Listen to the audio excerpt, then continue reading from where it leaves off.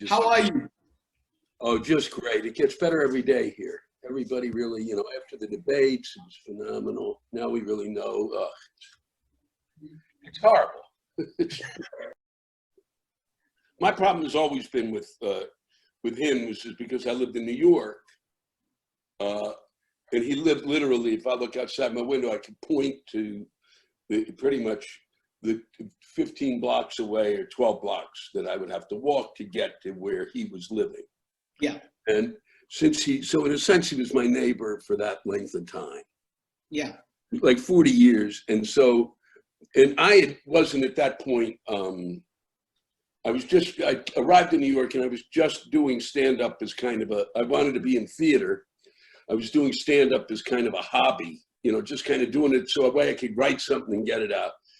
And then he was in our face the whole time, like he is now, only just in New York. And I discovered immediately that he was kind of like a comic gold mine. Even from back then. Oh yeah, I mean, this is a really the best example of my difficulty with him. Okay, this I think nails. There are two things that nail it, but for me, and this was the first, and this was in 1981, 82. It came out in the New York Times. He's being interviewed. He talks about a pivotal moment in his life, and he's standing on. There's a bridge that had been built, and his father and all of the politicians and everybody's on the bridge. They're celebrating the Verrazano Bridge. I think it connects. New York with New York City with Staten Island. I think that's what it is. I don't. I've been on it twice. I don't. But it's a huge bridge and magnificent. Yeah. And he says that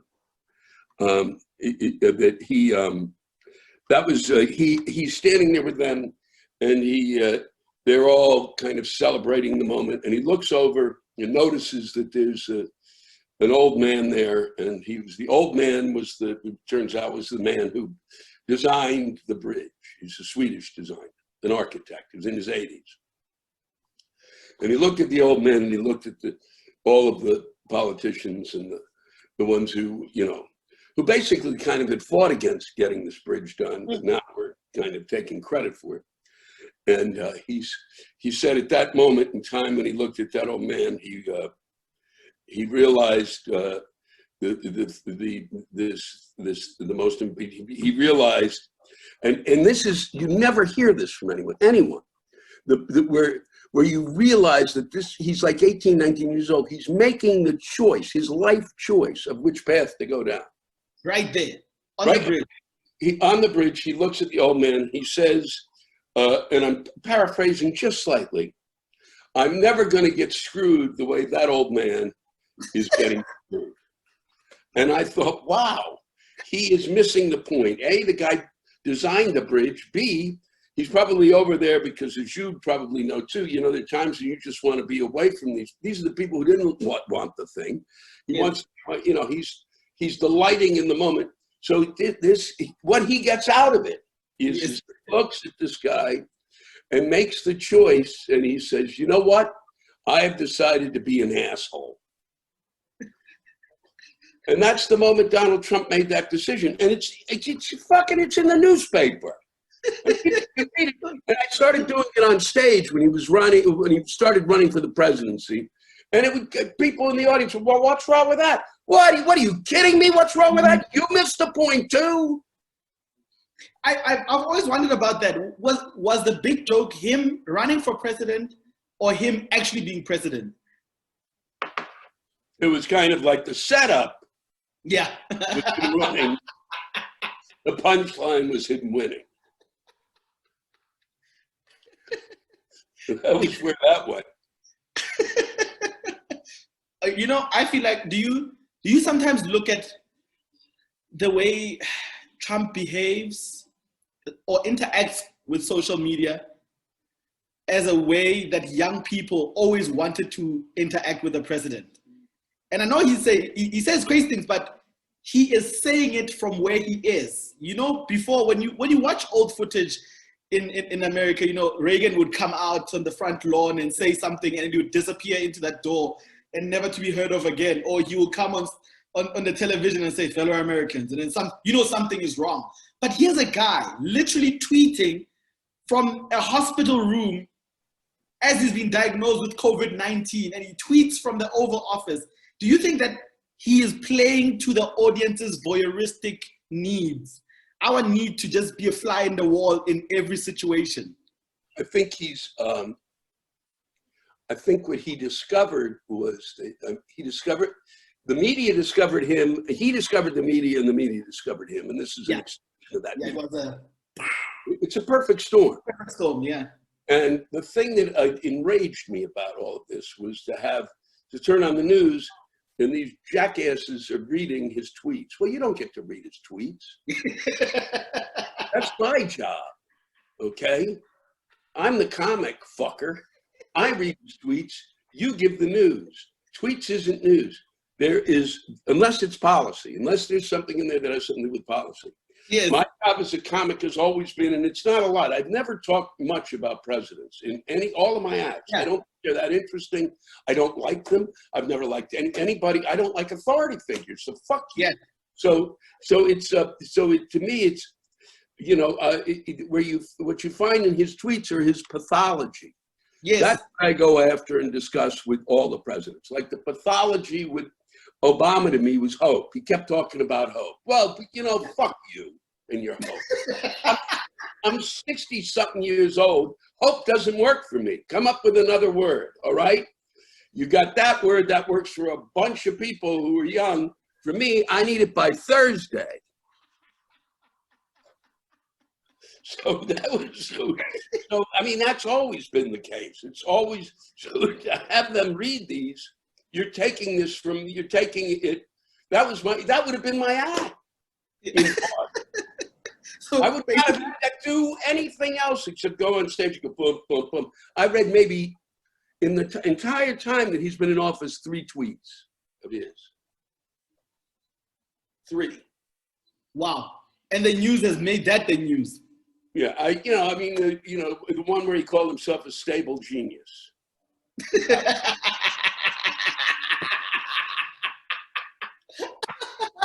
There's no genius who's stable.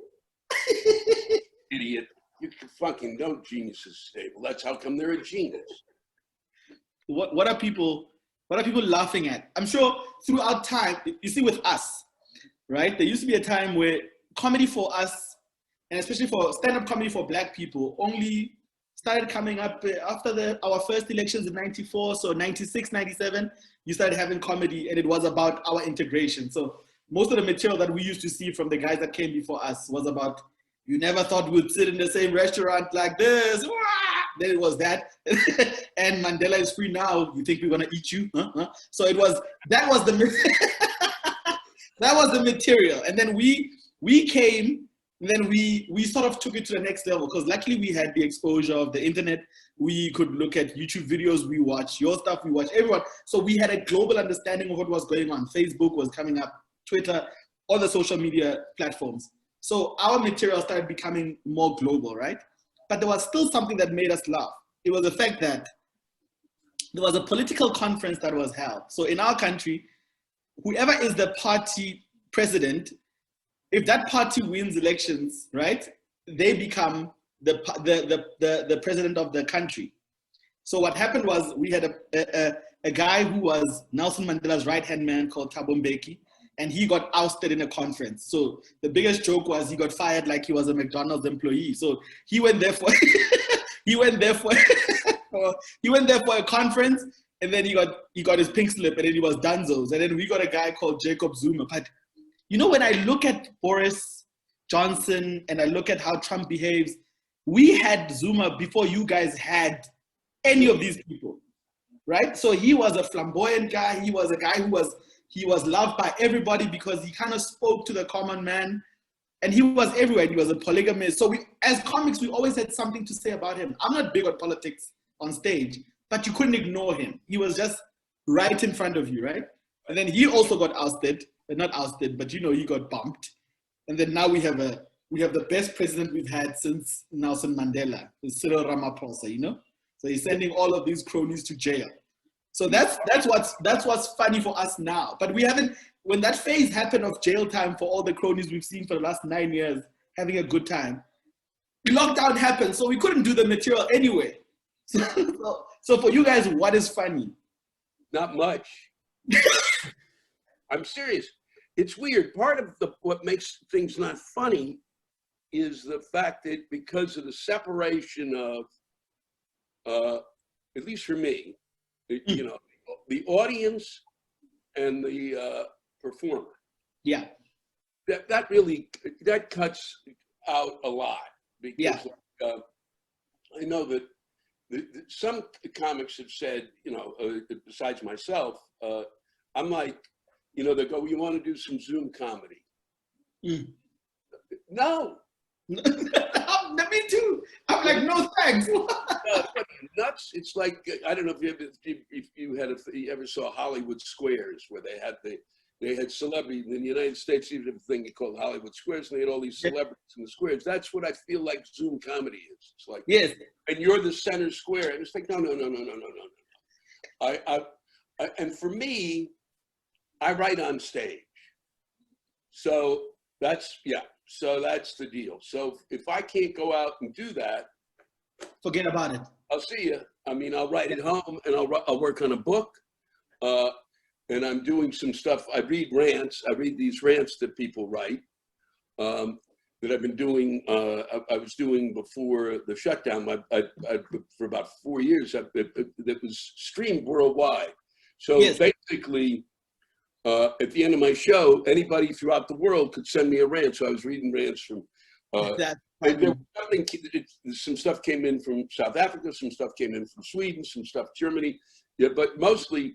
And a lot of the stuff from the States, and then it became really centric to the town or the city I was playing in the state. Mm-hmm. So I'm starting to do that, which is easier. I mean, it's like my Daily Show bit in the sense that I'm reading. These people have a bitch. I'm going to read their bitch, and it goes from somebody just one of the best recently was one of the really a while back, but it was a guy went to the store, he bought some peanut butter, he opened it up, and he bought creamy, and it was crunchy. When he opened it up, and he flipped out. His world fell apart. It did, and he wrote, it's 6 minutes long. 6 minutes. Spectacularly written. And a lot of the stuff, and it gave me a lot of hope because the stuff was written well, it was written in many cases, they're not going to become professional writers on the Daily Show, but the quality of those pieces is as good as it could be if it was on the Daily Show and that was the thing that they did. So that's the stuff that I'm doing because I can do that. That works. I don't need the audience for that. But in terms of my comedy, I need to work it out in front of me. I need to take what I've gotten by sitting at home, losing my fucking mind, and I had to get on stage and talk about that and go, and because I just did, I literally had put my special was done. Yes. It was done totally it was just a lucky accident. I wanted to do it in August, and it was kind of like we had, we didn't have all the bells and whistles. It's kind of it's not high tech. Mm-hmm. Cameras, you don't see the audience and all of that. So all of that's in the can, and I've got some stuff that I would do that I'd set aside that was going to go into the next special. So I have some things that I would do. Now I have to go back and see how that would fit into what it is that I would do. But I need the audience to be there.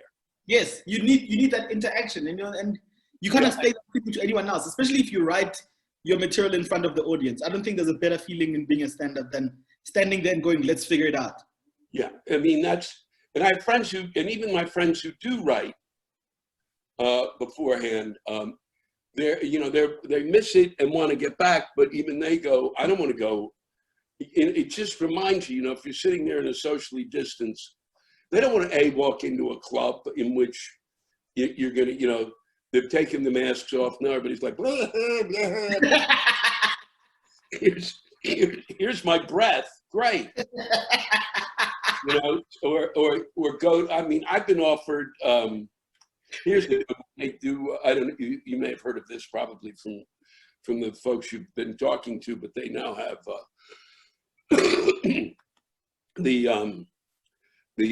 that's not that. That's another thing. That's not that. It's a different thing. That cough. So don't ban. It's not a new thing. It's an old thing. It's no, some other. So it's a wet one as opposed to a dry one. So they got in touch with me about doing a performance. You know, it's folks that I like. You know, a performing arts center. You know, they're not open. They need to raise money. I'd like to help. They wanted me to perform at a drive-in movie theater, at a drive-in. You know, and then people are doing that. Bert Kreischer, a couple of other guys have been doing that. Gaffigan did one, and he said, "No, I'm not doing this anymore." He said, "I don't need people honking." So, but they said to me, they would do it. I could do it, and it'd be really, the people would be socially distanced, and it'd be outdoors. I'm not big on outdoors. I'm finding good outdoor spaces to work. There are a few. I mean, and then I do them, but very. And a place that's not built for that. And they said, you know, it'll be fun because they're going to be, you know, food carts, food trucks. Oh, that'll be fun. And as my friend, as one of my friends, Kathleen Madigan, a really funny comedian, said to me, she said, you know, they're thinking, oh, it's fun for the audience. What they don't know is how distracted you would be thinking, is there going to be, what's in that food cart, and will there be any left for me? So I had no desire, because once you do it, you know, because the other thing, you know this, you're working on something, you need to go back the next day. Well, if you're not going back the next day, then fuck it. Yeah, there is that continuation that you need to have, right? Yeah. Because I think most people that organize shows, as much as the audience does, sometimes doesn't realize how short our attention span really can be. Mm-hmm. Mm-hmm. In all of, we've tried to compress our anxiety, frustration. We don't express joy on stage. You derive joy from our misery. So I'm yet to hear a comic saying, "I'm so happy I want to go on stage." That guy's nuts. It doesn't work. So when you think of people like us who are neurotic, and you know, we see all of these things flying by and we're like, we can't wait to tell someone to get stuffed. And then you get on stage, you got 15 minutes, and you're like, let me get through. Now you're gonna add a food cart and a honk and kids walking around and someone going to pee, and then I see them coming back from peeing. The other one went for 5 minutes, the other one went for 10 minutes. There's ants building a colony, there's bees flying, there's airplanes going across the sky, there's Trump winning. Exactly. It's suicide on stage, right? Your brain will be everywhere. Yeah, and then you go, and then at the end you go, and now I'm not going to do this. Yeah. You know, if you take it, they started doing this like a month, 6 weeks ago. You know, if you're doing stuff about him, let's say. Yeah. I never used to mention. I don't really mention his name. I never talk I mention his name maybe 5 times. And when I do, I get upset. I usually just call him the leader, because I know if I say his name, his ears perk up. So, they started about 6 weeks ago. The thing was, is if you did it the next day, whatever you talked about the day before, there was a whole slew of new stuff the next day. So it becomes, and always it was cherry picking stuff to try to find out what it was, what was the through line of the insanity. And eventually I kind of got something that I thought worked, and you know, we're in a different frame. We're in a different, you know, we've transitioned into a different time period. So, and it really is, you know, I've said this for a long time. I always said that, you know, it was that people,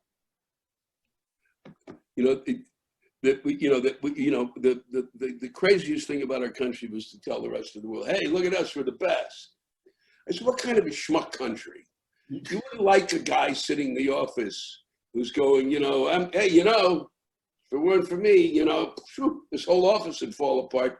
Fuck you, you dick. So, calm the fuck down. And I said, and then I kind of go through what other countries had that we might be interested in trying to figure it out. And now I think, what's really in part the tragedy for us, not so much the world, but for us is that but the rest of the world has figured out, we ain't that fucking smart. Yeah, right. We're a great experiment, and it's a really good experiment to watch. And then it's like we need help. You know what Americans must always take great comfort in is the fact that the rest of the world consumes what you guys put out. Yeah, we know all the Kardashians by name. Yeah. We knew Starbucks before it came to us. We've been watching Netflix before it was legal, to log in and watch it yourself, So we sort of share in the frustration and embarrassment that American citizens that live there feel, It now takes us 16 hours, 15 at most to get to New York. So it's not a long drawn out experience anymore. So most of us have been there, we've seen it, and we've interacted with people. And now we're kind of going in sympathy. If we could send you US aid, if we could send you grain, we would. We need the grain turned into alcohol immediately. And toilet paper. It's another flavor that we do, because we've been through all the flavors. What I do think, though, is that a friend of mine, a lady I knew, from in France, sent me a long email, and one of the things she had said that pointed out was that it was. She said, that we have such an effect on the rest of the world that the rest of the world should be allowed to vote for the president. Yes. And I thought, you want to ever say really good. Yeah. Because I also said, because you probably take it more seriously than many Americans do. To give you an idea of just how fucking crazy it is. You're driving. One of the things I was driving around the country recently, and about 2 months ago, I was driving through this area, and a rural area where some of his voters are, and there would be like a place, kind of a ramshackle, and it was there would be like the window was out, but there'd be a plastic covering, and then there'd be a Trump-Pence thing. And I thought, what if this is better under him? What was it like before? If this is considered the improvement.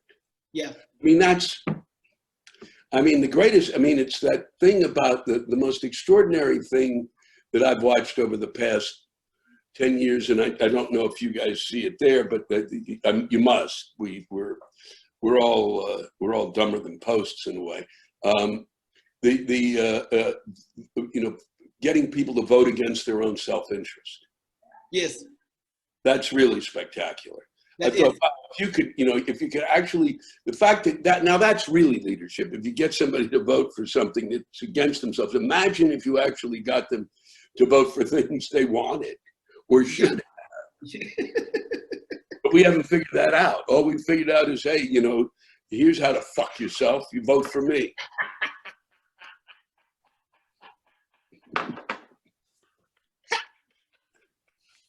And then, I got, God love Joe Biden and all of that, but kind of go, wow, it's like, we're at that point of like, really, we got grandpa. We have to have grandpa. Yeah, it's crazy. It's either grandpa or the crazy uncle. Yeah. What a choice to make. None of those people do you want to get stuck with on a Thanksgiving dinner. Now you want to be stuck with them in your country for 4 years? But it's what we've got to do almost, because it is like, kind of like, okay, we're going to go back to square one again. Okay, let's relearn.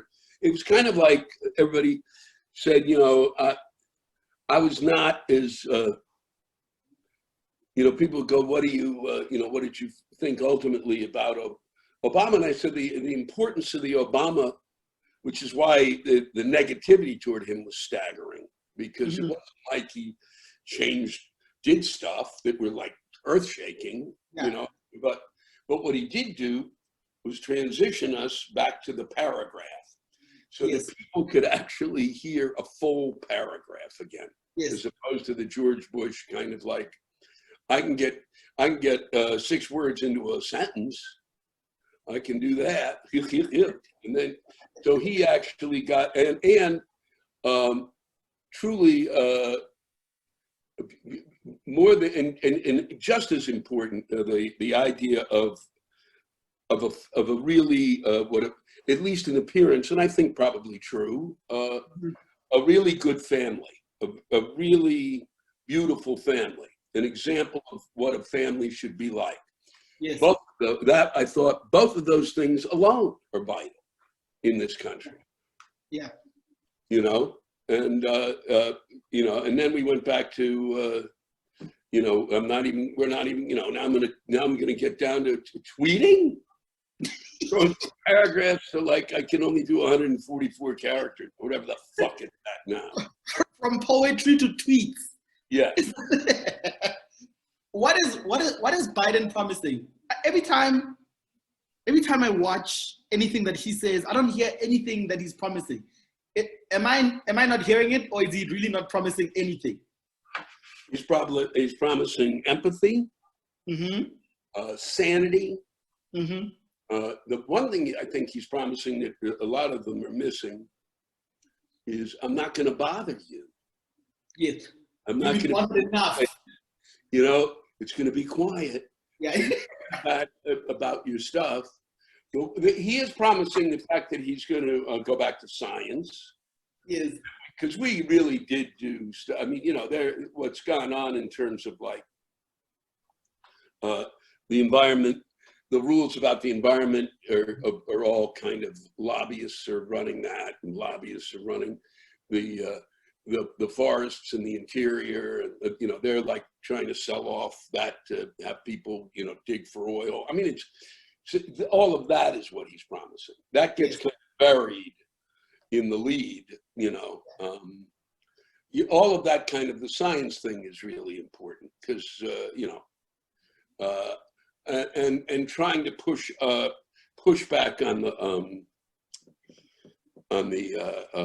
what is it? The swamp is always going to be the swamp, but this guy really brought actual types of life that the swamp had never seen. Yes. Yes. He brought in, these are like lizards. He brought in lizards with 9 legs and 2 heads. I don't know if we found them, but it's been different. And also more and inherent, not really spoken, is the fact that apparently, he took a civics class. So, which is the civics, which was the way we taught. It's teaching government and how government is run. So Biden had that. I think the important thing, the important lesson is whether we like it the fuck or not in this country, that we have to have people who run the government, who care about the government, who believe in service. Okay? Yeah, that's all we ask for. Yeah. Right? Is that too much to ask for? And that's what he's going to give, because he literally, they were trying, partly the part with the Republicans was kind of the stripping, and of him more than even the Republicans, was stripping the positions. We're only going to have, the State Department was, there was, let's say, I'm making this up, 5,000 people were in the State Department. Now there's like 4,000 people. He just kept pulling people and cherry picking and not getting, and people who who were not qualified. There's a reason there are people who want to do this shit. Let them do it. And it's not a business. In the end, it's not a business. Yeah, it's a country, right? It's policies, it's people's lives and future. And people grow, what people take for granted whenever an administration starts is people get of voter age while someone is in power. Yeah.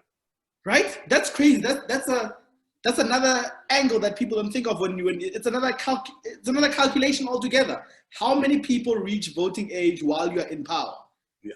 And also, what happens? I always think of a presidency that you're trying to get rid of that you don't like as going into a haunted house, right? You're buying a haunted house, then this medium comes and he's gonna tell the spirits to go away into the light. Then all of a sudden the spirits don't bother you anymore. And then I always think, who said the spirit is gone? The spirit could be like, I didn't want to be spoken to. I'm the one who's talking. So now that you're talking back, I'm gonna shut the fuck up. So the spirit is like, I'll just wait for the next buyers. I'll just hang around here in the corner and wait. It's not like I have anywhere to go. So I think that's what happens to the voters of the person that you dislike and get out of government. What happens to them? Do they change? Do they all of a sudden walk into the light and never want to bother human beings again? Or do they just stay in the pocket and just wait for you to get tired and then they come out, then they vote again for the person they like? Because there's people who are alive now that voted for Nixon, that voted for the two Bushes, that voted for, there's people that are now here that are competing with people who just come of voting age 24 months ago. Yeah. That have voted how many administrations? You know, so we're sitting there going, are we letting the new home buyers, you know, with a great station wagon and a pregnant wife, 26-year-old, you know, sparkling eyes who want to host their first Christmas dinner in this house that is charming and looking old, and they think if they watch enough Property Brothers, they can make it into a dream home. But there's ghosts hanging around here. Then what happens to the ghosts after the coat of paint and the waving of the feather and the sage, which is the elections? Then what happens to the 8-year-old who's going, I'll catch you in 4 years, it's fine, he's coming back.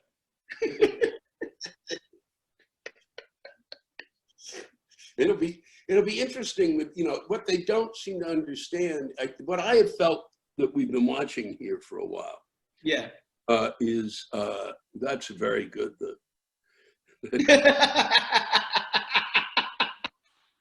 Well, what did you say? Sage and what? What else? It's an eagle, feather, and sage. Oh yeah. So what we've been watching here is, I think, the sound of dinosaurs dying. Yes. Whoa, that's good. You know that. It's really the end of this. And what appalls me, and it, more than anything, is that my generation should have done more. It should not have been. It really is disgusting. And I feel badly about that. That we didn't do better. But I think, but it was kind of like, oh, we went, oh, we can change the world. And then we went, oh no, I got 3 kids. So, and I think that came as a shock. I mean, I don't know where but that somehow we lost, that, you know, I would always say, you know, I'm born at kind of the same time as Dick Cheney. Yes. But what, you know, literally as if I was born on a different planet. Yeah. Completely different planet. Yeah. And I'm thinking now that what's occurred with the generation that they keep yelling, the millennials and all of that, the generation, the one that you say that's now coming of voting age, is really the generation that is more empowered and gets it. And I hope. But they've never been more preoccupied in their life. Yeah. They've never been more if they're not trying to master the next TikTok dance, they're trying to figure out which Kardashian is launching a makeup label. You know, they've got too many things to do. I look at anyone who's young now, I'm like, you've got a lot to do. Basically, you have to look at their phones and all the apps that they interact with as appointments. So they have all of these appointments in a day. You know, there's the best time to take an Instagram photo. There's the best time to send out a tweet. There's also the downtime that you use to figure out how to prank your grandfather, or, you know, how to do a TikTok dance. In all of that time, there's just a lot. But if you think about the generation during the Vietnam War, all they had to do was just avoid going to the war. Yeah. So the distraction was not as much. You know, when they didn't have as many choices to make. Do you want a vanilla or a chocolate milkshake? That's all they had to think about. Do you want blue Levi Strauss jeans or blue Levi Strauss jeans? Right. Now you want cut torn jeans. You want them short. You want them skinny. You want them tight. You want them. Kids now have got too many choices, right? Bubble tea, for fuck's sake. Yeah. You know that shit, whatever the fuck that is. Pumpkin spice latte. Oh my God. If you want to mass kill Americans, you will do it with pumpkin spice latte. If you poison that mix, you would wipe out 60% of of all Americans of voting age with a pumpkin spice latte poisoning. I know, but I was just hoping, I kind of like was hoping you give us a little bit of hope and you just, take it and smash it. I go, look at, what about that? Fuck them too. Because I don't really know them. All I know is they're kind of like, they just seem to, have more of, they seem to have, more of a sense of, now you've ruined it. You've just destroyed it. My little bit of hope, my teeny tiny bit of hope, and you squashed it like the Were you pinning all your hopes on the pumpkin spice latte generation? Well, not all of them, but I was pinning my hopes on the fact that at least, they turning a corner. That there was more of a, that at least here I felt like there was a whole group of kids. Let's not say they were millennial. Let's just get out of that. But that there's a generation that's come of age that was raised by either two women or two men. Yes. That all of a sudden, all of these things have come to pass, and there has not been, the things did not crumble, and they kind of hold on to this Bible thing here, like psychotically, which is fine. You can hold on to it here. What they don't understand is it has no place in the public square. No. You do it, you just don't, you don't want those people in your church. Okay, that's the place you're not allowed to have them. People can yell about that, but that's their church. But not in terms of the rest of it. In the public square, it's called Tufsky Shitsky. Tufsky Shitsky.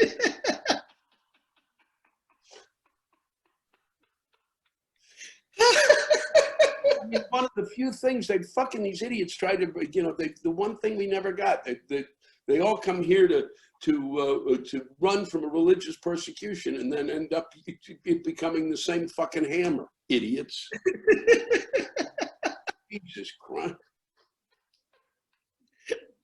In all the time you've been doing stand-up, and traveling obviously all around the world to do stand-up, is there a story that is unbelievable, that if you were to tell us, we probably wouldn't believe it? Because those are my favorite stories, when someone tells you, oh, you won't believe what happened to me. I'm opening for Ray Charles. The space is an outdoor space, I believe. I'm not sure if it's an outdoor space in maybe Cleveland, I'm not sure. It's like 10,000, outdoors.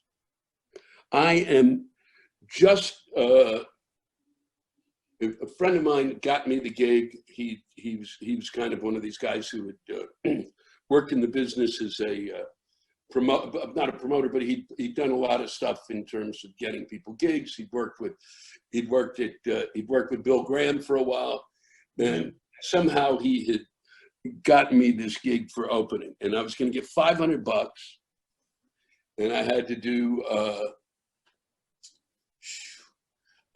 a half hour.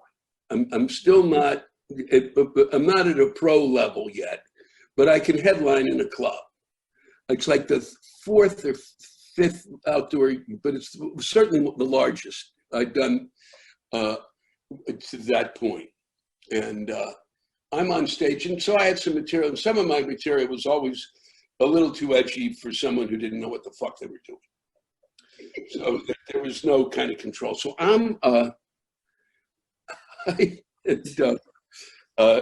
I go on stage, and the one thing, I got a thing of water, and I just go. And when I worked early on, one of the things when, people, my style came from the fact that I started by yelling I'd start at 6, yelling 6 and go to 15, let's say, or 20, my yelling. So I was like psychotic. And part of it was because, and I wouldn't hardly ever pause, no silence at all. Just go. Just go, because I felt like if I gave the audience any chance, they'd come at me, and so I didn't want to give them that, and especially outdoors. Yes.